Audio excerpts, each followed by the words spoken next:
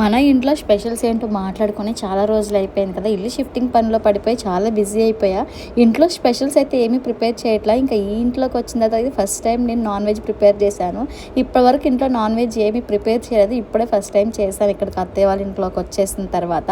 అందరికీ కలిపేసి కిందే నేనే ప్రిపేర్ చేసేసాను. పెద్దగా స్పెషల్స్ ఏమీ చేయలే. నార్మల్ రైస్తో బగారా రైస్ చేసా. కేజీన్నర చికెన్తో గ్రేవీ లాగా కర్రీ చేసేసాను. గసగసాలు జీడిపప్పు వేసి చేశాను. కొంచెం గ్రేవీ ఎక్కువ వస్తుందని ఎండు కొబ్బరి స్కిప్ చేసా. ఎండాకాలం కదా, కొంచెం నైట్కి ఉన్నా కూడా పాడవకుండా ఉంటుందని ఎండు కొబ్బరి అయితే వేయలేదు. ఇంకా అత్తయ్య వాళ్ళకి బాక్స్ అయితే పెట్టే.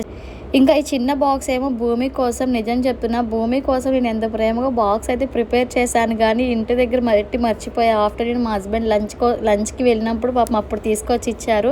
ఇంకా ఈవినింగ్ అయినా హాస్టల్లో తన ఫ్రెండ్స్తో కలిసి తినిద్దులే అని ఇంకప్పుడు మళ్ళీ ఇంకొంచెం పెట్టి తీసుకురమ్మంటే ఇంకొంచెం ఎక్కువ పెట్టి తీసుకొచ్చారనమాట.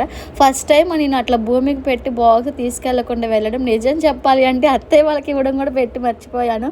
ఏంటో హడావిడిగా వెళ్ళిపోయాను. అత్తయ్య వాళ్ళకి మొత్తం బాక్సులు దానికి పెట్టి మంచమే పెట్టి పైకి వెళ్ళి ఇద్దాము అనుకున్నాను. మర్చిపోయి ఇంకా డ్యూటీకి అయితే వెళ్ళిపోయాను. ఇంకా అత్తయ్య వాళ్ళకి ఫోన్ చేసి అత్తయ్య దగ్గర ఒక కీ ఉంటుంది, అత్తయ్య తీసుకోండి అత్తయ్య కొంచెం అంటే.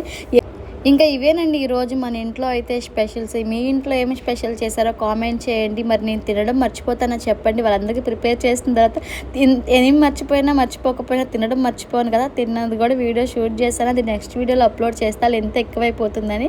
ఇంకా ఈ వీడియో నచ్చితే మన ఛానల్ని మర్చిపోకుండా సబ్స్క్రైబ్ చేసుకోండి అబ్బా ప్లీజ్. ఇంకా ఈ వీడియో అంతే, బాయ్ బాయ్.